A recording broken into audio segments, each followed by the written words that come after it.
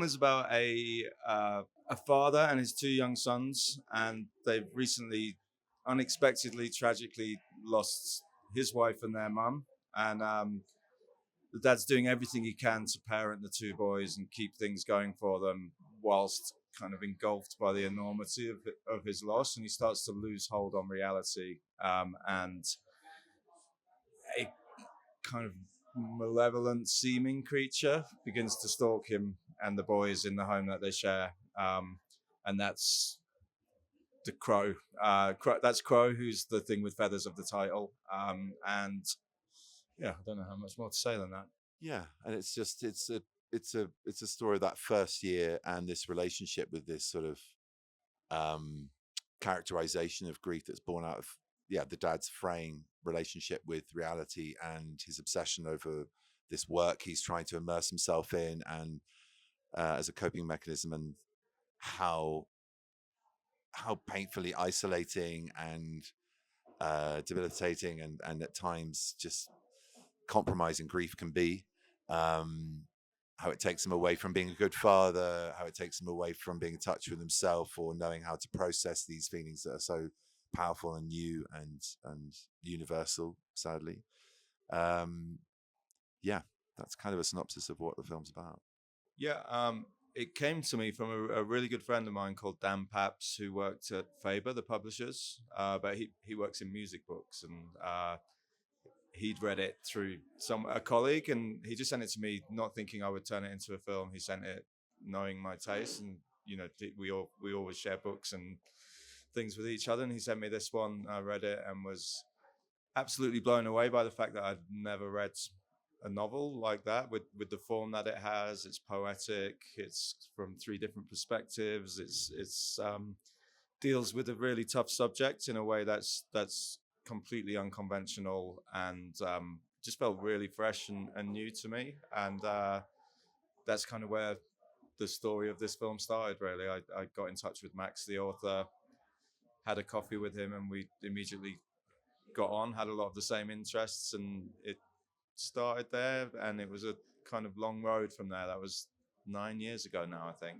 Quite late. I mean, I had the same. It was just an astonishing novel, and it really gained a lot of traction in amongst my friends. And my sister-in-law Megan Hunter published her first novel at the same time, and it had a similar sort of framework in the sense that both the poetic novellas and both play with form. But Max's book I came across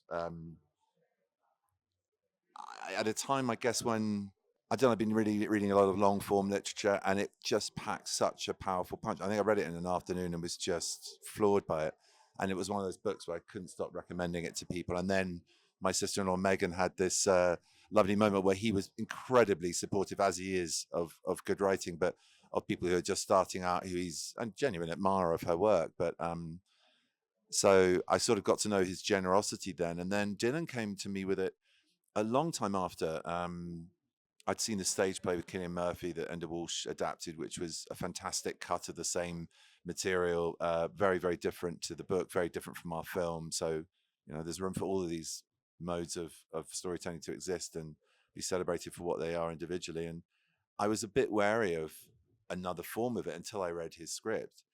And it was so deftly put together, so nuanced, and a nearly impossible square round peg in a square hole act of magic trick, really, to create that book into a narrative form in cinematic terms. But also, when I read the book, it felt so cinematic. There was so much visual language and poetry and sensorial pleasure around the words and how Max was viewing grief through this family. And this device of centering on Ted Hughes's collection of poems, which I knew a bit about, I'd read some of. In the book, he's an academic. In the script, he's a graphic novelist, or an illustrator, who's working on a graphic novel to do with those poems. And I just thought it translated so perfectly. We met. My real reason for wanting to know who Dylan was just like, whatever I have to do as dad, I need to know I've got a friend the other side of the camera who's going to be able to support me, who knows a bit about acting and what it requires to get where he needs me to get. And we got on incredibly well, similar to Max, shared interests, and the friendship was was there, and I remember I just really looked forward to our meetings in my home just to talk through the scripts and ideas. We we talked around the film an awful lot, which is not having quite a we're good time. both I had to incredible. refocus him a lot, Yeah, and me too. yeah. We both go on tangents quite a lot, and I think I would be there about an hour, and then you're like, right, should we We talk should about the talk film? about the script. Yeah, we talked about, because you're a consummate kind of consumer of culture, and you've got great aesthetic taste, but you've also got you such pleasure as a viewer and a reader. So I was starting to hear what he was listening to, what he'd seen, what he read, um, and so friendship was born before the collaboration, which is a great place to start from, I guess.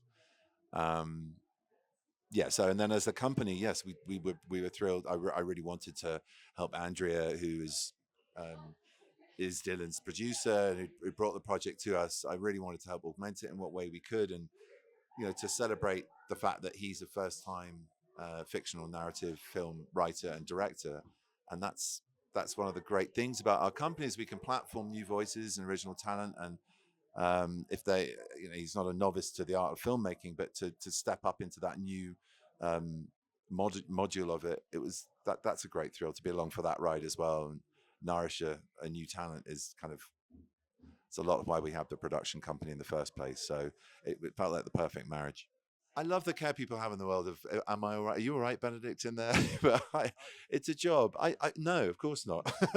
No one is. I think I'm very aware of it because of the struggle and pain that my characters exist in. To work on those two questions backwards, I'm very aware of the self care that's needed and what I need to get there, but also to distance myself. But you want to involve yourself as rawly and honestly as the work demands, or as theatrically and symbolically as the work demands. So there are separations there. You do draw on your own, but the universal as well as the specifics of the character's experiences to portray something. So it is very much leaving it in the workspace, and having a good transitional routine between home and work, like most people do. We're weird creatures, actors. We kind of crave these dark, challenging, complex, nuanced places to be, because they are.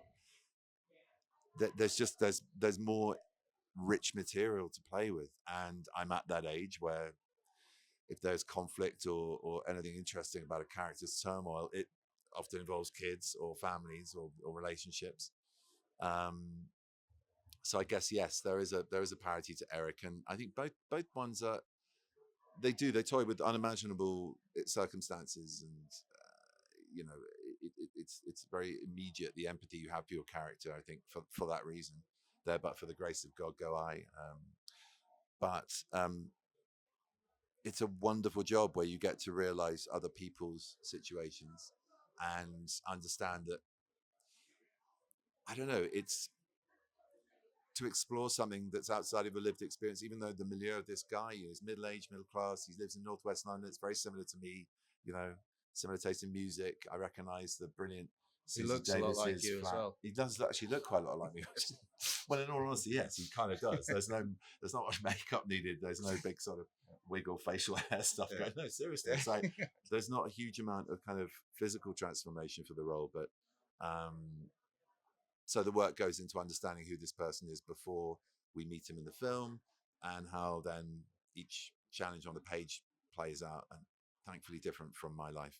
Something that I hadn't figured out, like writing this, was that element of self care, because sort of in the translation of it, I had to live in the world of grief, and I had some bereavements during that process, and I was putting a lot of it into the work, and I think it can be affecting, kind of like existing in that world, even just on the page, putting it down. It's you'll have to give me some self care tips. I mean, yeah, I think it's harder for you living with it for that long. And I mean, when you get to enact these things, there is something very therapeutic about it. There's a cathartic exorcism of those kind of extremes. And again, you don't really use your work as therapy. It's very important, I think, to have real therapy. Yeah. But it is part of it, definitely. I think those release valves, those kind of engagements with the dark stuff of life, in a safe fictional form, as opposed to the real storm of reality, is it's not a bad thing to do. It's a kind of crazy thing to do, but there is such a thing as drama therapy, and I understand why that's so actively helpful, having done some of these Yeah. sort of, you know, challenging pieces and challenging characters.